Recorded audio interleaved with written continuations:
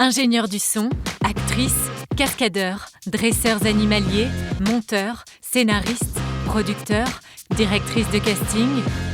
Manessi, l'émission qui met en lumière les femmes et les hommes qui font vivre le cinéma. Salut à tous et bienvenue dans Manessi, le podcast qui braque les projecteurs sur les métiers du cinéma.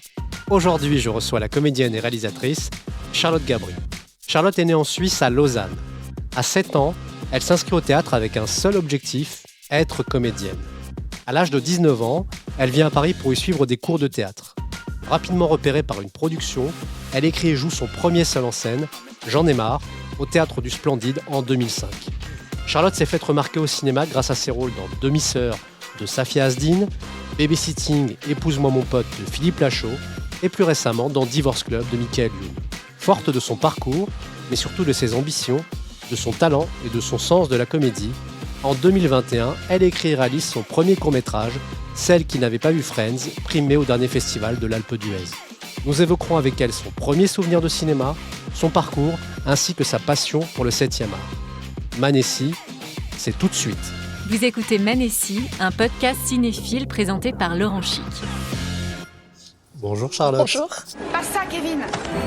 Passe ça, Kevin. Passe ça, Kevin. À Kevin. Passe à Kevin. Passe ça, Kevin. Passe ça, Kevin. Passe ça, Kevin. Passe ça, Kevin. Passe ça, Kevin. Passe ça, Kevin. Kevin n'est pas là. Kevin n'est pas là. Kevin n'est pas là. Kevin n'est pas là. Kevin n'est pas là. Kevin n'est pas là. Kevin n'est pas là. Kevin n'est pas là. Kevin n'est pas là. Kevin n'est pas là. Quoi?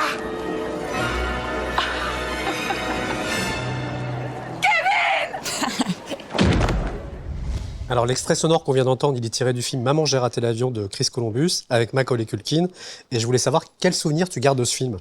C'est le premier film que j'ai vu au cinéma de toute ma vie. C'est la première fois que j'allais au cinéma de ma vie. J'avais 5 ans, je pense, en Suisse. Et ma mère m'avait dit, aujourd'hui, on va au cinéma. Donc déjà, je savais pas du tout ce que c'était. Et je me rappelle cette sensation d'arriver, de voir ces sièges rouges, le monde, des gens qui mangeaient du popcorn et ce film. Et là, quand j'entends « Kevin !» j'ai encore la tête de la mère, là, qui... je crois que je l'ai vu une centaine de fois, ce film. Et je me rappelle que c'était un des plus beaux premiers moments de cinéma. J'oublierai jamais ce moment. De pouvoir rire avec des gens autour, de voir en plus un enfant qui a à peu près notre âge qui joue. On se dit « Ah, mais qu'est-ce que c'est que ce métier? C'est dingue !» Ça m'a tout de suite rendue curieuse de me dire « Mais qu'est-ce que c'est ?» Et mais c'est vraiment ce film qui t'a donné le déclic aussi de devenir comédienne ou pas du tout? Non, parce que j'étais encore trop petite, mais en tout cas, je me suis dit que ça devait être incroyable de jouer avec des gens, de rigoler. Et j'étais impressionnée par ce petit garçon. J'étais complètement, limite, un peu amoureuse de Kevin. Je comprenais pas qu'il n'existait pas vraiment, que c'était... Je comprenais pas encore ce truc d'acteur, de jouer des rôles, mais je me rappelle que j'étais complètement fan de ce film. Je connaissais les répliques par cœur. J'adorais. Alors, on va évoquer forcément ton parcours professionnel, mais avant, on voudrait savoir qui était la petite Charlotte dans son enfance. Qui était la petite Charlotte? J'étais très dans mon monde. J'adorais jouer toute seule. J'avais des Playmobil, j'avais la chambre remplie de Playmobil et je faisais déjà un peu pas de la mise en scène, mais c'était impossible de jouer avec moi parce que j'avais décidé exactement ce que les personnages faisaient ce jour-là. Ils faisaient du cheval à telle heure. Après, j'inventais des histoires dans la maison Playmobil. J'adorais. Je passais des heures à meubler ma petite maison. J'aimais bien me déguiser, j'aimais bien... du coup, il y a une musique de sirène, genre d'asile, un peu. Pardon. Ouais, j'étais assez rêveuse dans mon monde, assez timide. Et j'adorais jouer avec mon frère, avec mon cousin. J'ai joué beaucoup avec les garçons. Ils étaient pas très sympas avec moi. J'avais un grand cousin, un grand frère. Il m'était tout le temps, je me rappelle, gardien de but au foot et je me prenais toutes les balles dans la tête. Mais non, j'étais assez timide mais joyeuse. Est-ce que dans ta famille, il y avait des gens qui étaient déjà dans l'artistique ou des choses comme ça? Pas du tout. Pas du tout. Mon père, il est psychiatre. Ma mère, elle est ostéopathe, enfin physiothérapeute. Après, elle s'est occupée de nous, elle a arrêté de travailler. Mais non, il y a pas vraiment d'artistes dans la famille. Et non, je suis une des seules qui a fait ça. Après, j'avais des grands-parents qui dessinaient, qui avaient vraiment ils adoraient l'art. On m'amenait très tôt au musée, etc. Mais théâtre, non. On avait eu la chance de recevoir Caroline Anglade récemment dans notre podcast. Très antipathique. Très J'aime antipathique. pas du tout. Ouais, on a passé un moment très désagréable. Je comprends. Mais bon, elle ne le saura jamais, c'est pas diffusé. Non. Voilà. Et en fait, elle nous avait dit qu'elle avait eu son déclic pour cette passion de comédie en allant voir une pièce de théâtre avec sa mère qui s'appelait Théo à la menthe, tout est citron. Ah oui. Et toi, d'où est venue cette passion pour la comédie alors ? Moi, c'est venu assez tôt. À l'âge de 7 ans, j'ai eu des cours de théâtre à l'école. Et je me rappelle que la prof nous avait dit dès que je sonne, elle avait un petit triangle et dès qu'elle faisait un bruit, chacun devait se transformer en quelque chose ou marcher d'une manière différente. Et en fait, je me disais mais c'est incroyable à quel point on peut changer de personne, de vie. Et j'avais adoré ça. Et j'avais pas envie que ça s'arrête. Et donc j'ai tout de suite commencé les cours de théâtre à l'école. Et je savais, je me disais c'est ça que je veux faire. Donc c'est ça qui m'a éveillée. C'est pas de voir une pièce, c'est de prendre un premier cours. Et du coup, t'as passé quoi comme étape ? T'as passé le conservatoire ou des choses comme ça ou pas du tout ? Alors, j'ai toujours fait des cours de théâtre enfant. Après, à l'adolescence, quand j'étais au lycée, je faisais des préparations pour entrer au conservatoire. Donc, j'avais 3 fois par semaine, 4 heures, ou c'est pendant 2 ans, 3 ans même, où on fait tous les textes classiques, où on travaille tout d'une manière assez intense, un peu comme si on était au cours Florent, ou enfin, c'était le cours Florent suisse, on va dire. Mais c'était un prof génial qui s'appelle Jean Mars, qui nous a vraiment tout appris, beaucoup dans le théâtre classique, et qui nous préparait. J'avais 15 ans et qui disait, voilà, dans 2 ans, 3 ans, c'était les concours pour passer au conservatoire. Donc j'ai fait toute la préparation. Et après, j'ai pas réussi, moi, à rentrer au conservatoire. Donc, ce qui fait aussi que ça m'a permis de faire une autre carrière, mais c'était mon but premier, de faire un conservatoire. Et du coup, ça veut dire que tu ne passes pas au conservatoire, mais tu pars à Paris pour intégrer un cours de théâtre, c'est ça ? Alors, en fait, quand j'ai eu 18 ans, j'ai pris une année justement pour préparer tous ces concours. Donc, j'en ai fait plein. J'ai fait le conservatoire à Lyon, en Belgique, à Strasbourg, à Paris. Enfin, j'ai vraiment essayé. Et il y en a où je me faisais dégager au premier tour. Il y en a d'autres où c'était encore plus frustrant parce que je passais le 2e, 3e tour. Et après, on n'est plus que les 30 et ils en prennent 15 et j'étais pas dans les derniers. Donc, en fait, à 18 ans, j'ai passé vraiment une année à me prendre que des refus. Et c'était ultra difficile. Parce que c'est dur, déjà, de pas être pris. Et je m'étais dit, OK, le dernier conservatoire, c'était la Manufacture à Lausanne. Et pareil, j'avais passé le premier tour. J'avais fait, du coup, ce qui est frustrant, c'est qu'on fait des stages qui durent une semaine et après, on décide si vous êtes pris ou pas. Et donc, je faisais les stages et c'est terrible parce que on donne un avant-goût aux élèves en disant, regardez comme notre école est géniale. Ah, en fait, t'es pas pris. Et je me rappelle que ce dernier, je m'étais dit, si là, je suis pas prise, je pars à Paris et je verrai bien. En tout cas, tu t'es jamais découragée, quoi. Tu avais toujours cette envie, cet objectif, quoi qu'il arrive. Ouais, quoi qu'il arrive, je me suis dit, je ferai ce métier. Et en tout cas, le fait de pas avoir été prise dans aucun conservatoire, ça m'a permis de me dire, OK, je vais le faire autrement. Donc, tu arrives à Paris et tu intègres le studio de Alain Debock, c'est ça ? Pas tout de suite. Au début, je dis à mes parents, alors je fais une comédie parce que je m'inscris au cours Florent et je dis, vous vous rendez pas compte, je suis prise au cours Florent, alors que tout le monde est pris quand on paye 300 € par mois. Mais je l'avais un peu fait comme si c'était quelque chose d'extraordinaire et qu'il fallait absolument que j'y aille. Et après, je suis arrivée au cours Florent, je suis restée 3 semaines parce que vraiment, je ne supportais plus de me dire, OK, je vais encore rester 3 ans à étudier, il faut que je sache ce que c'est de travailler. Et comme j'adorais écrire, je me suis dit, je voyais qu'il y avait plein de cafés-théâtres où on pouvait venir passer ses textes. Et donc, j'écrivais mes textes, j'allais dans tous les cafés-théâtres. Et petit à petit, j'ai commencé, en fait, sans le vouloir vraiment, en fait, à faire du one-man. Et à travailler tôt. Et après, le studio Alain Debock, je l'ai fait un peu plus tard, 1 an plus tard, parce que je voulais pas perdre le fait de jouer avec l'autre, comme je m'étais mise dans quelque chose d'assez solitaire. Je te propose d'écouter un petit sonore, justement. Bonjour, Charlotte. Mais non. Je me souviens de notre rencontre et de notre travail pendant lequel j'ai découvert tes qualités de comédienne. Oh là là. Une forte présence sur le plateau, des facilités pour construire un personnage dans toute sa complexité. Et surtout, un imaginaire assez délirant. Mais je n'oublie pas non plus ta bonne humeur et notre entente qui ne pouvait être que fructueuse grâce à ton humilité et ton écoute. J'adore sa voix. C'était très simple de travailler avec toi. Que de qualité pour ce métier tellement difficile. Vous êtes fort d'avoir trouvé ça. Je défends toujours autant cet objectif qui consiste à rendre l'acteur autonome et créateur, ce qui est fondamental pour le one-woman show. Je t'ai souvent écouté et apprécié ô combien ton humour particulièrement fin. Je te souhaite de multiplier tes créations et t'envoie mes sincères amitiés. Alain. Oh, Bah voilà, ça y est. Ça fait même pas 5 minutes. Oh bon. Plus personne va vouloir venir dans ce podcast. Tout le monde pleure. Je suis désolé. Ah, mais moi, je me moquais de Caro. J'étais là, oh là là, Caro, pourquoi t'as pleuré? Moi, ça fait même pas 4 minutes. Je suis déjà à la larme à l'œil. Donc, Merci. On vient d'écouter Alain Deboc. Ouais. Qu'est-ce que tu retires des enseignements de Alain, justement? Qu'est-ce qu'il t'a appris? La patience. Il était très calme et très rigoureux. Et c'était vraiment, on était un tout petit groupe avec lui. Et il m'a fait découvrir des pièces que je connaissais pas. Il m'a permis aussi d'avoir une sobriété pour pas m'enfermer dans quelque chose, justement. C'était aussi pour ça que j'étais venue le voir, parce que j'ai toujours su que même si j'aimais le one man, que je voulais jamais oublier de pouvoir faire d'autres personnages, de pas être enfermée dans quelque chose. Et il nous faisait beaucoup travailler aussi sur des fables, comme beaucoup, hein, c'est pas le, mais c'était très intéressant. Il nous demandait par exemple de prendre une fable, de la faire de différentes façons, et d'être ouvert à l'autre aussi, beaucoup avec des exercices assez physiques. Mais ça m'a vachement apaisée en fait ces cours. J'ai adoré.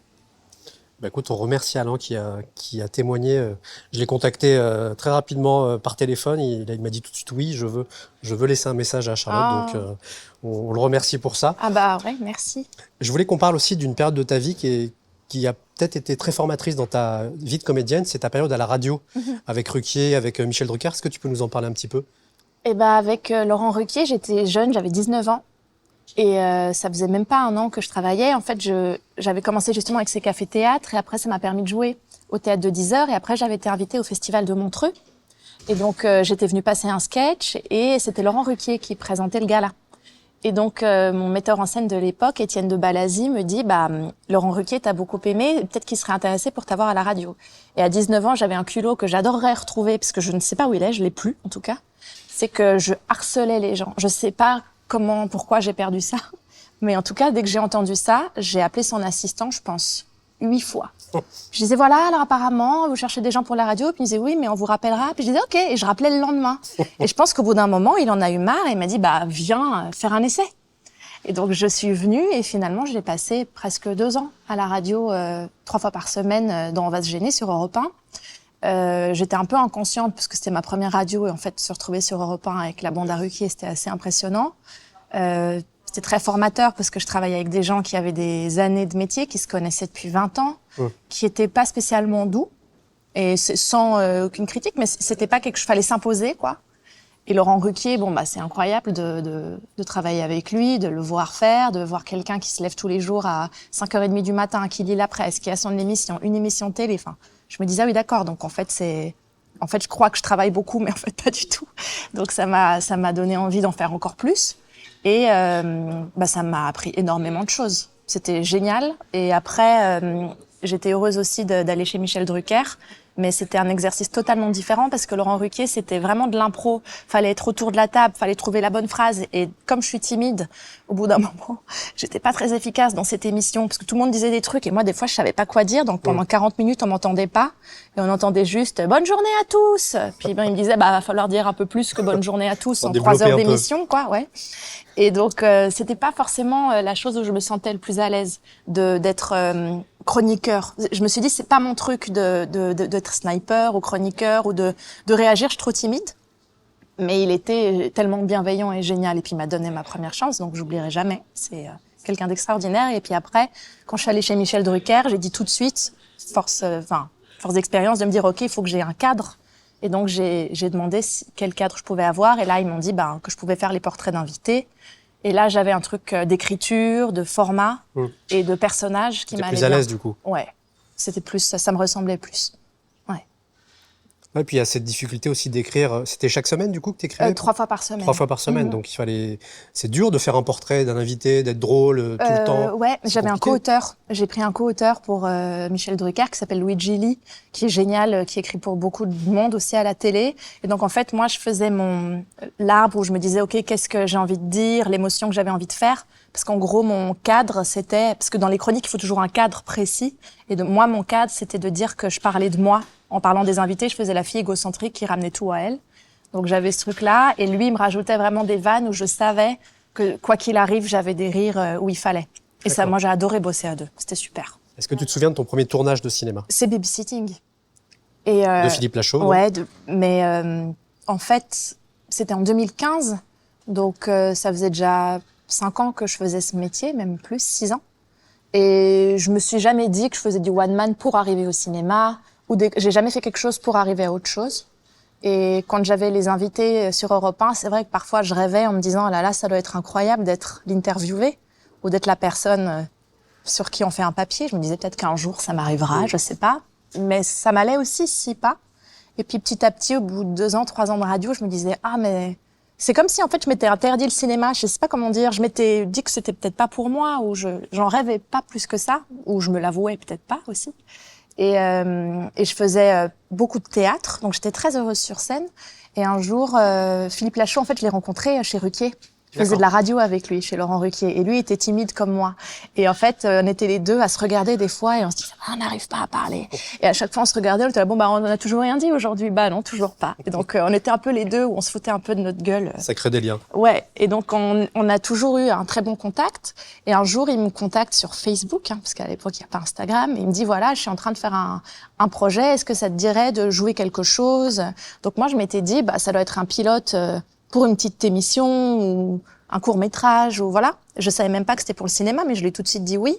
Et puis après, je vois que en fait, c'est un long-métrage. Donc je me dis, trop bien. Et après, il me dit, voilà, c'est juste, est-ce que tu peux venir dans les bureaux? Donc je suis allée dans les bureaux de prépa. Donc là, j'ai rencontré Tarek, Julien, qui étaient les co-auteurs aussi, qui avaient écrit avec lui, Nicolas Benamou, qui co-réalisait. Donc ils m'ont demandé de lire, mais j'avais genre 3 lignes. Donc j'ai proposé un truc. Puis ils m'ont dit, ok, super, ok. Et après, j'avais une journée de tournage. Et donc, j'avais reçu ma feuille de service. Et je me rappelle avoir eu une frustration, parce que je voyais Alice David, 35 jours, 35 jours. Puis moi, je voyais 1 jour et j'étais là, Puis après, d'un coup, je me suis dit, mais n'importe quoi, qu'est-ce que tu te plains? Parce que dessous, je voyais silhouette. Et je me disais, t'as déjà trop de chance de parler, de dire un truc. Donc en fait, tais-toi, vas-y, et prépare-le comme si c'était le rôle de ta vie. Et je l'ai vraiment préparé comme si c'était le rôle de ma vie. Je me suis dit, qu'est-ce que je peux rajouter? Comment elle parle? Je l'ai vraiment imaginé, alors qu'à la base, c'était une vanne de 2 minutes. Tu te souviens de ta réplique? Ouais, je me rappelle qu'ils m'avaient laissé vachement d'impro, parce qu'en gros, ils m'ont dit, tu prends le téléphone, tu parles un peu de mec, et on se rend compte que c'est ta mère. J'avais juste le cadre pareil, et à l'intérieur, je faisais ce que je veux. D'accord. Et il y avait quelques phrases déjà, mais je sais que j'avais le droit de broder autour. Et je me suis éclatée. Et je m'étais dit, le but, c'est qu'ils veulent me revoir. Et donc, à la fin, Nico, il vient, je me rappelle, puis il me dit, mais ça te dirait de revenir une 2e journée? Je me suis dit, oh là là, ça y est, j'ai réussi ce que je voulais. Donc, ils m'ont rajouté une scène dans la fête, où je viens taper Philippe. Et en fait, le film a fait 3 millions. Et, carton immense. Et je me rappelle, en plus, ils m'ont invité à venir au Festival de l'Alpe d'Huez, parce qu'il était sélectionné. Puis moi, je me disais, mais j'ai 2 jours, ok, mais j'étais déjà trop contente. Et donc, on a passé un moment extraordinaire. Et puis, le film a eu tous les prix. Et je me rappelle de ce moment où j'étais dehors après la projection, puis j'étais avec plein de gens que j'admirais, des réals que j'adorais. Et ils parlaient de moi, puis ils disaient, ah, la fille, là, la vulgaire, machin. Puis j'étais devant eux. Puis ils étaient là, elle est trop marrante, puis... Au bout d'un moment, je dis, ouais, mais en fait, c'est moi. Puis ils disaient, quoi? Puis j'avais fait un peu un contre-emploi, enfin, j'espère, en tout cas. Et j'ai eu beaucoup de compliments et ça m'a fait du bien. Enfin, c'était génial.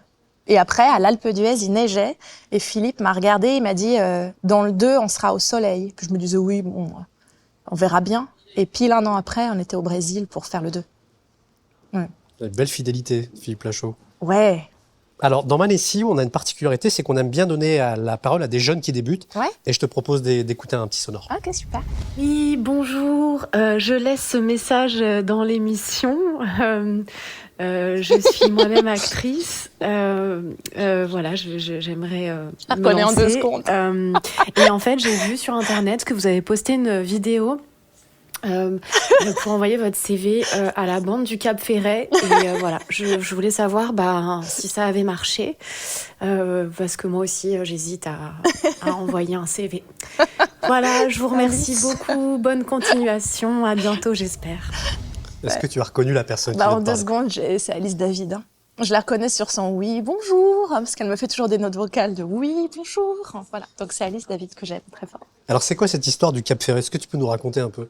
Alors écoute, parce que souvent, je parle avec ma mère du métier, etc. Et des fois, elle me conseille des choses mais qui ne vont pas dans le métier du cinéma, mais qui vont dans d'autres métiers. Et des fois, et un jour, elle m'a dit, mais pourquoi t'envoies pas ton CV à la bande du Cap Ferret? Et donc j'ai dit, vraiment, j'ai pas compris. Puis il dit, mais si, tu sais, la petite bande là, qui mange des huîtres, ils ont l'air super sympas. Et là, je dis, mais Guillaume Canet, Marion Cotillard? Puis il me dit, oui, voilà, c'est ça, le truc avec les mouchoirs. Et je dis, alors déjà, donc moi j'étais mort de rire, et je dis déjà, enfin, on n'envoie pas des CV. Parce que c'est pas du tout un milieu où t'envoies ton CV ou ta lettre de motivation. Et puis, j'ai essayé de lui expliquer. Puis elle m'a dit un truc qui est pas faux. Elle me dit, oui, mais s'ils savent pas que t'as envie de travailler avec eux, comment tu veux faire? Il faut le dire aux gens. Et donc, elle m'a tellement fait rire que j'ai fait des petites vidéos sur Instagram où j'ai un peu filmé mes parents. Et j'ai fait genre, j'écrivais une lettre à Guillaume Canet avec le CV. Et je l'ai posté. Et après, Guillaume Canet m'a répondu le lendemain. Ah, génial. Il m'a dit, j'ai bien reçu votre CV. Adorable, très drôle. Et ça m'a fait trop plaisir. Mais ouais, ma mère m'a vraiment fait cette proposition. Et au-delà de la blague, c'est quand même une question qui est intéressante. Qu'est-ce qu'on peut conseiller à une jeune comédienne qui débute, justement, pour se faire ce réseau, pour rencontrer des gens? Qu'est-ce que tu lui conseillerais, toi? Moi, je crois pas au truc de faire du réseau. Parce que c'est vrai que j'ai déjà eu, par exemple, des gens qui me disaient, voilà, j'arrive à Paris, j'aimerais me faire un réseau, est-ce que tu peux me donner des contacts, etc. Et en fait, pour moi, c'est une vision abstraite de penser que c'est le réseau qui va faire que, parce qu'en tout cas, pour moi, c'était pas le cas. Donc, le conseil que je donne à chaque fois, c'est fais des choses. Et après, les gens viendront et les bonnes personnes viendront. Mais si tu viens pour avoir un réseau et c'est pas la bonne démarche, et t'auras pas accès, parce que par exemple, avoir un agent, si tu fais rien à la base, ça sert à rien. Et donc, il faut savoir qui t'es déjà et savoir ce que tu as envie de faire. Et par exemple, si c'est du théâtre, monte une pièce. Et je veux pas dire que c'est facile, parce que c'est jamais facile.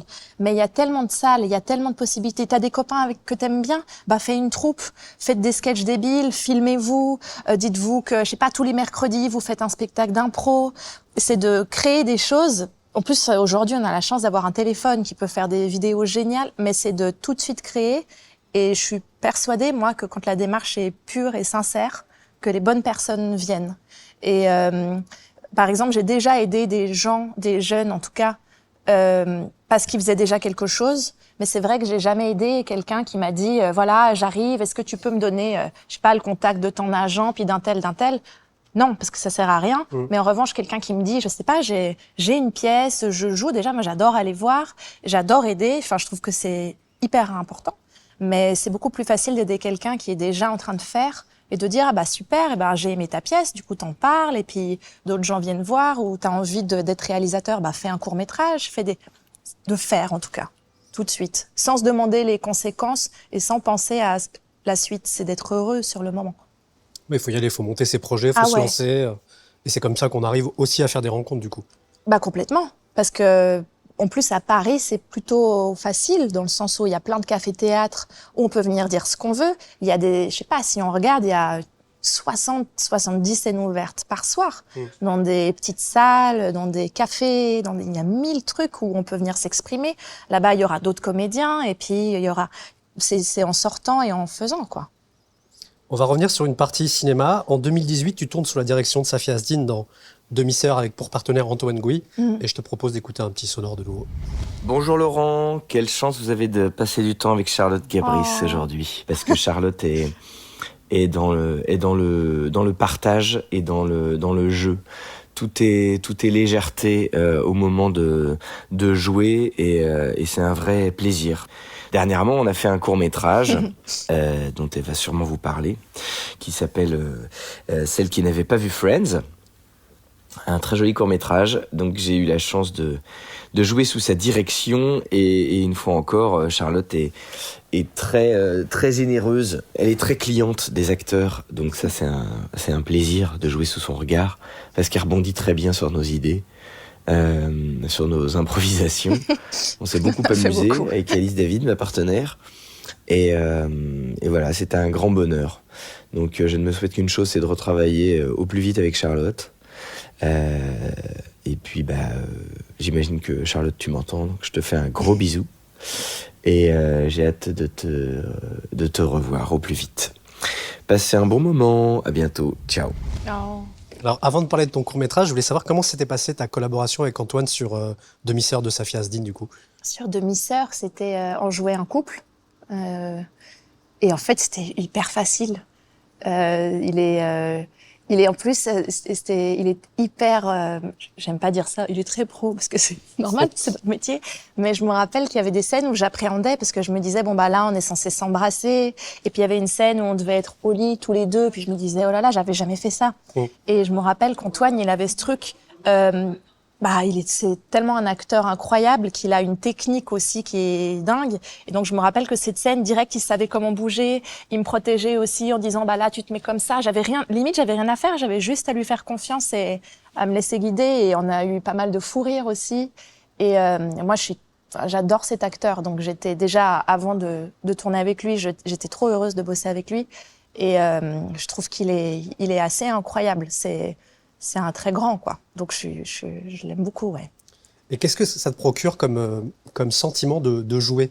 Est-ce que tu te sens à ta place quand tu joues, par exemple ? Oui. Oui, je me sens à ma place. Dès le moment où je joue, je me pose aucune question. C'est avant que je me pose les questions. Une fois que j'y suis, c'est bon.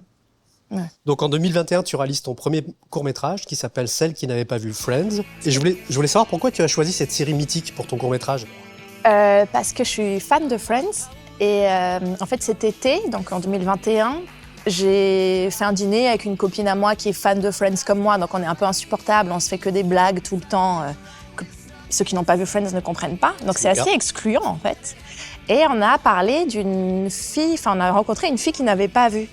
Et la pauvre, je pense qu'elle a passé le pire dîner de sa vie, parce que toute la soirée, on était là. Non, mais comment c'est possible, en fait ? Parce que, en 90, qu'est-ce que tu faisais ? Et on commençait à lui poser des questions. Elle était là, je sais pas, autre chose. On était là, oui, mais donc quoi ? Tu regardais Steve Urkel ? Enfin, c'est quoi ? T'es qui ? Et puis après, elle était partie, puis on se disait avec ma copine, mais elle a pas trop d'humour. Non, mais je crois pas. Puis on se disait, mais est-ce qu'on peut vraiment être pote avec des gens qui comprennent pas ? Et donc, je suis rentrée chez moi et je me suis dit, c'est drôle, ce truc excluant de Friends. Et je me suis dit, il faut absolument que je le pousse à l'extrême sur une histoire d'amour ou sur quelque chose, parce que il y a un truc universel où il y a toujours eu ce truc de des gens qui n'ont pas vu, ceux qui font semblant d'avoir vu et qui se marrent au truc. Et je me dis, allez, il faut absolument que j'en fasse quelque chose. Et comment tu as travaillé sur la direction de tes acteurs, justement, sur le court-métrage ? Et alors, en écrivant le scénar, j'avais exactement les voix des acteurs que je voulais. Et donc, Antoine Gouy, c'était évident. Alice aussi, et Janice Bosiani aussi. Tous les trois, je me disais, je veux que ce soit eux. Mais Antoine, j'avais juste joué avec lui dans Demi-sœur, mais on s'était pas vraiment revus depuis, donc c'était pas un ami proche.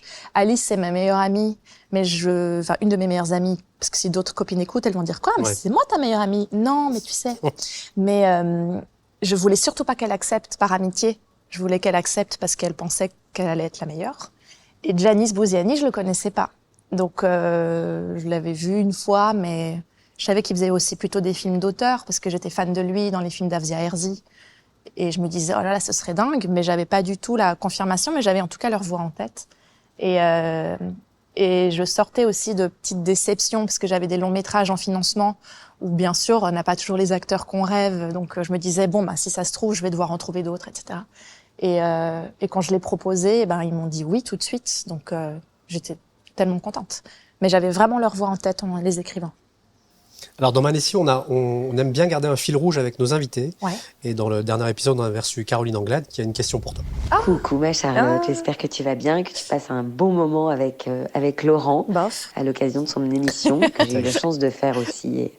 Et j'ai passé un très très bon moment, j'ai été très très très émue. Donc j'espère que toi aussi. Oh oui. Moi j'ai une petite question Charlotte pour toi, femme aux multiples talents.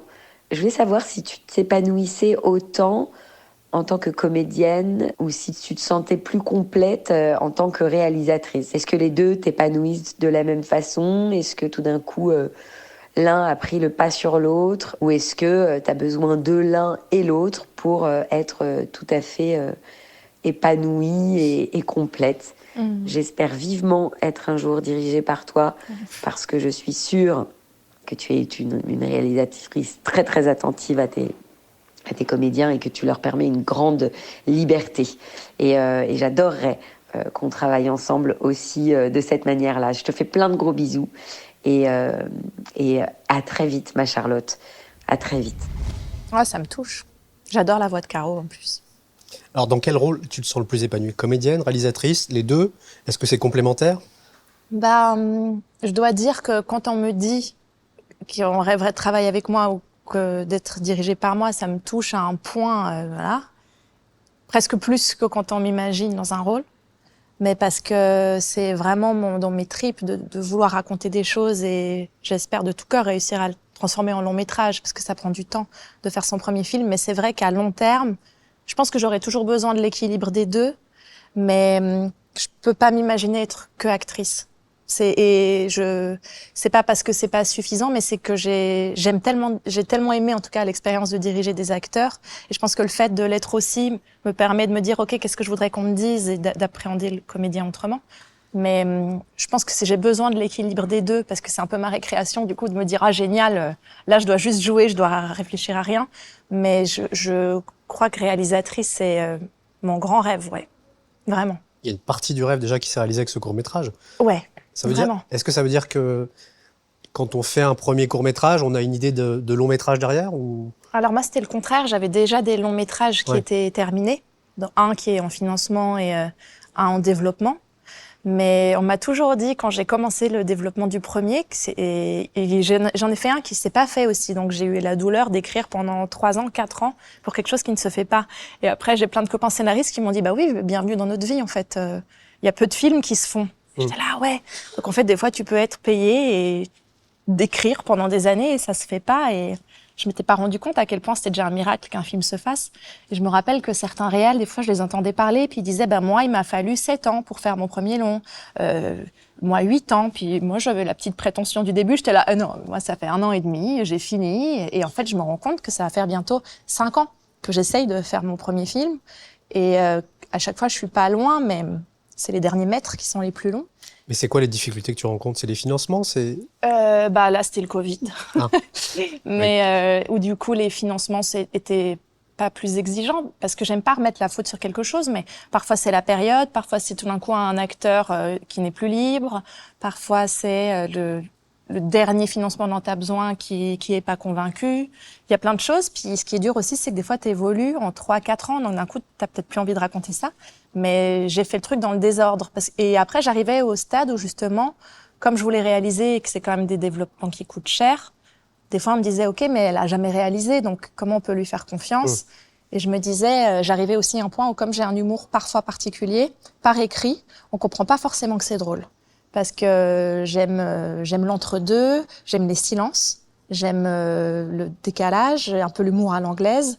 Et parfois, on lisait mes scénars à la fin, mon scénario, puis on me disait, là, il manque une vanne.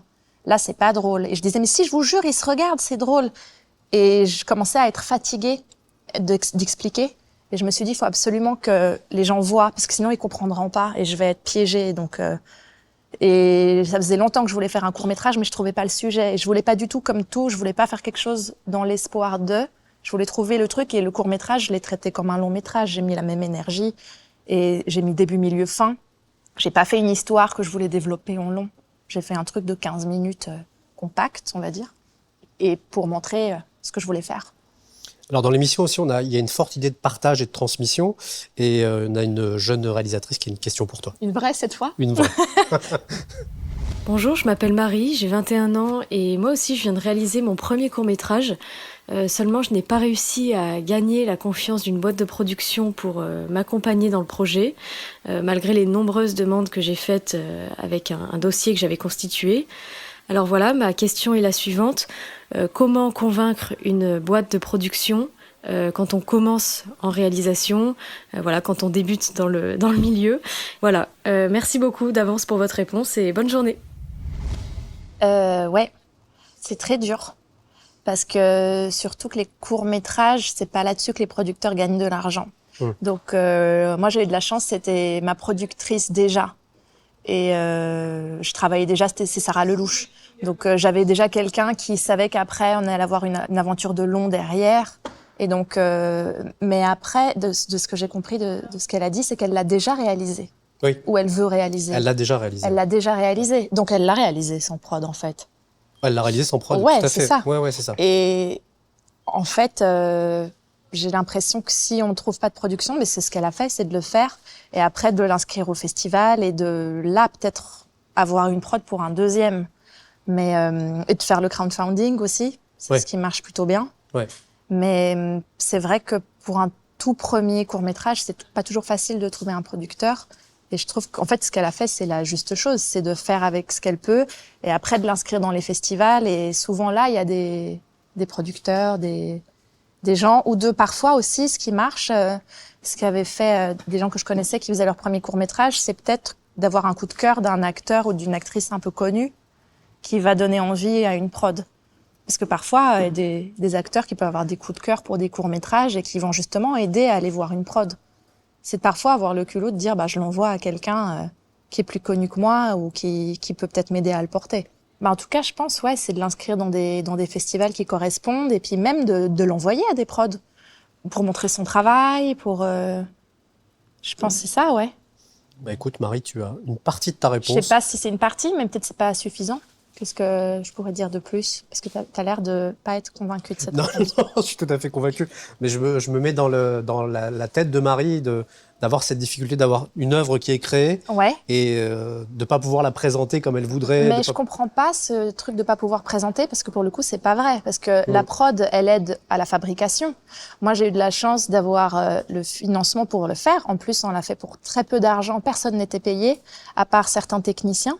Mais les comédiens n'étaient pas payés, moi j'étais pas payée. Personne n'était payé sur ce court-métrage. On a juste payé Chef Hop et le monteur. Mais après, la production, ça m'a servi à moi pas débourser d'argent. Oui. Mais si j'avais pas eu de prod, je serais tout autant allée à l'Alpe d'Huez. Il y en a plein qui ont gagné des festivals qui n'ont pas de prod. Donc, en fait, il faut pas qu'elle se mette des barrières là où il y en a pas. C'est que oui, la production, c'est génial pour être financée. Mais pour être visible, elle n'a pas besoin. Elle n'a pas besoin. Elle doit juste prendre tous les festivals les plus importants qui correspondent le mieux, et il y en a tellement, et de les inscrire, et pour ça, il n'y a pas besoin de producteurs. Donc en fait, je pense pas qu'elles doivent se mettre je m'adresse à... non, tu te mets des obstacles où il n'y en a pas. Si ton film, il est fait, t'as fait le plus gros, en fait. C'est déjà ça c'est une warrior, elle a fait ça toute seule. Oui. Donc c'est déjà génial. Maintenant, c'est beaucoup plus facile, en vrai. Mais je pense qu'il y a peut-être une question aussi de se sentir légitime ou pas légitime, de pouvoir présenter son travail, de ne pas pouvoir le présenter. Je pense qu'il y a quelque chose de ce ressort-là qui y a chez Marie, en fait, de pas être sûr d'être à sa place, si tu veux, comme on disait. Mais ça, on le sera jamais. Enfin, c'est jamais quelqu'un qui va nous donner la légitimité, parce que c'est pas une prod qui va faire qu'elle est plus légitime. C'est son film qui va parler pour elle. Et puis c'est elle. Et puis, si on commence à se demander si on est légitime, on fera jamais rien. C'est ça. Donc, faut pas se poser cette question parce qu'elle est destructrice. C'est la pire des choses de se demander si on mérite, si c'est assez bien. Alors, n'essaye pas. Et puis, non, vas-y. Va dans les festivals, il faut être un peu gonflé. Sinon, personne ne sera à notre place. Bon, très bien. Je pense qu'avec tout ça, elle a de quoi faire. Alors, tu réalises ton premier court-métrage, tu pars au Festival de l'Alpe d'Huez avec. Premier court-métrage, premier prix, avec ta productrice Sarah Lelouch, et je te propose d'écouter un petit sonore. Bonjour, je m'appelle Sarah Lelouch et je suis productrice. C'est à ce titre que j'ai eu la chance de produire le premier court-métrage de Charlotte. Il n'y a pas longtemps, on l'a tourné en octobre de l'année dernière et on a gagné le prix du meilleur court-métrage à l'Alpe d'Huez. Mais Charlotte, je travaille avec elle depuis très longtemps, 7 ans. On s'est rencontrés sur un projet qui malheureusement n'a pas vu le jour. Quand on s'est rencontrés, on était toutes les deux très timides. Et puis comme ça, on s'est revus un petit peu et j'allais réaliser mon premier court-métrage, c'est du caviar. Et là, je lui ai proposé le rôle principal. Évidemment, elle m'a dit oui. Donc ça a été un premier beau succès parce que le film aussi a beaucoup été primé. Et on a enchaîné avec une pièce de théâtre que Charlotte a écrite et que j'ai mis en scène. Voilà, ça aussi, ça a bien marché. Et puis voilà, le court-métrage. Donc, Charlotte, c'est une histoire professionnelle, mais je dois dire que c'est avant tout une histoire d'amitié. Voilà, gros bisous Charlotte. Je me marre parce que la première fois que j'ai rencontré Sarah, elle était devant moi, elle m'a vraiment dit « Bonjour, je suis Sarah Lelouch ». Et à chaque fois quand elle est un peu timide, elle commence comme ça et là elle a fait « Je suis Sarah Lelouch ». Ouais, c'est ce qu'elle a fait. On a coupé un peu l'intro parce qu'elle disait « Bonjour, je me présente, je suis Sarah Lelouch ». Ah, j'aime tellement. Et justement, quel sentiment te traverse au moment où tu apprends que tu as gagné ce prix avec toute ton équipe, avec ta productrice Sarah Lelouch? Comment tu te sens? C'est incroyable parce que déjà j'ai rarement gagné des prix. Voire jamais. Donc déjà, d'être au Festival de l'Alpe d'Huez, c'était dingue. Ouais. Parce que honnêtement, on n'était même pas sûr d'y aller. Parce qu'on a rendu aux dernières dates possibles. Genre, j'ai l'impression d'être dans Mission Impossible. Je téléchargeais le fichier juste avant minuit. On a réussi à l'envoyer. C'était une copie de travail. Parce qu'on a quand même tourné le court-métrage en 2 jours. On a tout monté en 2 semaines. Parce que je voulais absolument aller au festival. Et en fait, j'ai dit à Sarah en été, donc en septembre, je lui ai dit, voilà, t'as vu, il y a le Festival de l'Alpe d'Huez qui cherche des courts-métrages. Il faut le rendre, je crois, le 12 novembre, un truc comme ça. Puis j'ai dit, j'ai écrit un scénar. Et Sarah me dit, OK, mais c'est mort, l'Alpe d'Huez. On est en septembre, t'as pas tes acteurs, on n'a pas l'équipe technique, on n'a rien. Donc non. Puis je fais, écoute, lis-le. Et tu me dis. Et donc, je lui fais lire le scénar. 2 heures après, elle m'appelle, elle me fait « Ok, vas-y, on y va ». Et donc, on avait ces dates butoirs de l'Alpe d'Huez et on s'est dit, on fait tout et au pire, on n'y est pas, c'est pas... Donc, on a tout tourné dans l'urgence, je voulais absolument y aller. Puis, on a envoyé la copie de travail et je sais qu'il y a des tellement bons courts-métrages que je me disais, bon, on verra. Et je me rappelle, c'est Caro Anglade d'ailleurs qui m'a annoncé que j'y étais. J'étais dans la salle d'attente du médecin. J'étais comme ça faisait 1 heure que j'attendais, et là j'ai un message de Caro avec la capture d'écran des sélectionnés de l'Alpe d'Huez, et là vraiment je vois juste la capture d'écran, puis je fais si ça se trouve j'y suis pas. Puis après j'ai un double truc, je me dis non, Caro elle est sympa, elle va pas m'envoyer un truc en disant désolé. Et donc là j'ouvre et je vois à l'époque le film s'appelait Mouton, il s'appelait pas Celle qui n'avait pas vu Friends. Parce que je savais pas encore comment l'appeler. Et donc je vois le titre. Et là, vraiment, je me suis levée dans la salle d'attente et j'ai vraiment fait « On y est !» Et après, j'ai fait « Oula, merde, faut que tout le monde me regardait. » Il me disait « Mais c'est qui cette malade ?» Et après, j'ai appelé Sarah en chuchotant, ce qui était encore plus inquiétant pour les gens. Et je faisais « On y est ! On y est !» Et j'en pouvais plus d'y aller. C'était incroyable. Et puis après, j'avais tellement peur quand on l'a diffusé. Et puis, honnêtement, je pensais pas... quand j'ai gagné, je pensais pas. Je tremblais de partout. Ouais, et puis le fait d'entendre les rires, les gens qui réagissent dans la salle. Incroyable. Ouais. Parce qu'au bout d'un moment, d'être en montage tous les jours, de voir la tête des acteurs, on rigole même plus, d'être avec des gens qui connaissent par cœur, qui rigolent plus, et je me disais, mais si ça se trouve, c'est n'importe quoi et personne comprendra jamais mon humour. Oh. Et donc j'avais envoyé, et en fait au début, donc le film s'appelait Mouton, parce que je voulais parler des gens qui n'avaient pas d'avis personnel et qui regardaient la même série, voilà. Et donc, je l'ai montré à un panel de personnes, mais je l'ai montré à des copines suisses de lycée. Et en fait, celles qui n'avaient jamais vu Friends, elles mettaient du temps à rentrer dedans. Et je me disais, il faut absolument que je trouve un titre qui va prendre les gens par la main et que les gens sachent tout de suite de quoi ça parle. Et donc, c'est Antoine Gouy qui m'a donné l'idée. Pendant le tournage, il me dit, mais au fait, pourquoi le film s'appelle Mouton ? Et moi, un peu dans mon ego, j'étais là, parce que c'est une super idée, c'est un super titre. J'explique, et là, Antoine me dit, mais moi, je pensais plutôt que tu pouvais l'appeler Celle qui n'avait pas vu Friends, vu que tous les titres, c'est celui qui, celle qui. Et là, tu rentres dans le titre, et c'est celle qui n'a pas vu Friends, quoi. Puis il dit, c'est efficace. Et là, je suis un peu vexée, je suis là, alors peut-être, mais Mouton, c'est vraiment mieux, parce que c'est hyper décalé, et je trouve ça mieux. Donc, mais merci, mais non, voilà, ça s'appelle comme ça. Et puis après, je sais pas, 1 mois après, j'étais là, oui Antoine, quand je t'ai envoyé chier avec ton idée, je la prends. Non, et j'ai dit, merci, parce qu'il a une très bonne idée. Et comment tu travailles avec Sarah? C'est quoi? C'est parce qu'il y a une histoire c'est un partenariat avec elle, mais il y a une histoire d'amitié aussi. Comment tu elle pense, mais moi, pas du tout, non. Bon, elle va l'apprendre. Ouais, elle va, ouais. Au fait, on a travaillé sur plein de projets différents. Alors, c'est vraiment comme ma famille, Sarah, donc on a un vrai truc d'amitié profonde, ce qui nous aide vraiment dans le travail. Mais quand on travaille, on est très sérieuse, c'est pas de la rigolade. On a commencé, elle était réalisatrice de son court-métrage, j'étais actrice. Après, on a écrit un scénario ensemble. Justement, on n'a pas réussi à aller jusqu'au bout parce qu'on avait voilà, on n'a pas réussi à aller jusqu'au bout, mais on était co-scénaristes toutes les deux. Donc on a bossé ensemble dans l'écriture. Et elle est productrice depuis longtemps. Donc je savais aussi que le jour où j'avais quelque chose, j'aurais envie de travailler avec elle. Et parce qu'elle est aussi réalisatrice, elle a réalisé des docs. Donc elle a vraiment les deux casquettes, ce qui est ultra intéressant. Et après, je lui ai proposé, donc on a fait un court-métrage ensemble, on a écrit un scénar toutes les deux. Et après, j'ai écrit une pièce de théâtre et je me suis dit que je voulais qu'elle me mette en scène comme j'avais déjà travaillé avec elle quand elle m'a dirigée dans C'est du caviar. Donc pareil, on s'est tapé dans la main, elle a mis une pièce en scène qu'on a jouée à la Gaîté Montparnasse pendant 6 mois. Et après, quand j'ai écrit mon court-métrage, c'était assez naturel pour moi d'aller vers elle. Et donc, en fait, on a travaillé sur plein d'aventures différentes avec finalement des casquettes différentes. Alors, il y a une particularité aussi dans Manessi, c'est qu'on aime beaucoup parler des métiers du cinéma. Ouais. Et je voulais savoir quelles sont les interactions que tu as avec les techniciens sur un plateau. Je leur parle pas, je leur dis de pas me regarder dans les yeux. On le sentait. Ouais. Parce que c'est quand même des gens que tu côtoies tous les jours, au quotidien, que tu as pu croiser sur des longs métrages, comme tu as pu les croiser aussi sur ton cours. Comment tu interagis avec eux? Comment ils t'aident à être meilleur dans ton travail? Alors, en tant qu'actrice, tu dis, ou en tant qu'actrice et en tant que réalisatrice maintenant? Alors, en tant qu'actrice, c'est tellement important à chaque fois. Justement, j'adore avoir des conseils des chefs-op, justement. Ils vont me dire des trucs, genre, regarde, si tu regardes plus comme ça, si tu te mets... J'adore avoir des conseils de leur part. Et justement, pour le court-métrage, quand je cherchais une équipe, j'ai aussi demandé des gens avec qui j'avais déjà travaillé, avec qui j'avais sympathisé sur des plateaux en tant qu'actrice.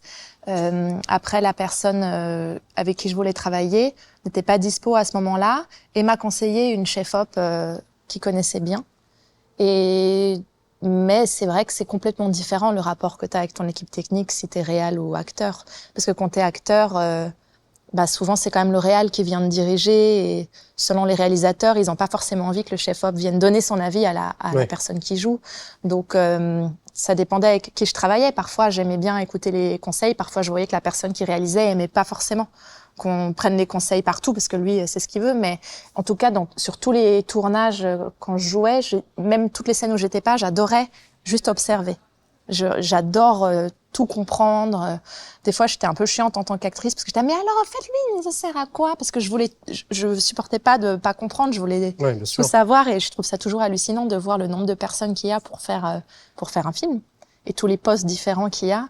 Et des fois, je faisais des erreurs en tant qu'actrice que j'ai compris que je faisais en parlant aux techniciens, par exemple. Des fois, quand il y avait quelqu'un qui venait me faire le marquage au sol, ça me gênait, en fait. Donc, je disais, non, mais t'inquiète, je vais le faire. Et il était là, non, en fait, c'est mon métier. C'est mon métier. Donc, laisse-moi tranquille. Parce que moi, ça me gênait que quelqu'un vienne. Ouais. Je me disais, non, mais t'inquiète, je vais déplacer, parce que je voulais rendre service. Mais en fait, laisse les gens faire leur travail. C'est ça. Et donc, j'ai fait des erreurs en tant qu'actrice que j'ai réalisées, du coup, en réalisant. Voilà.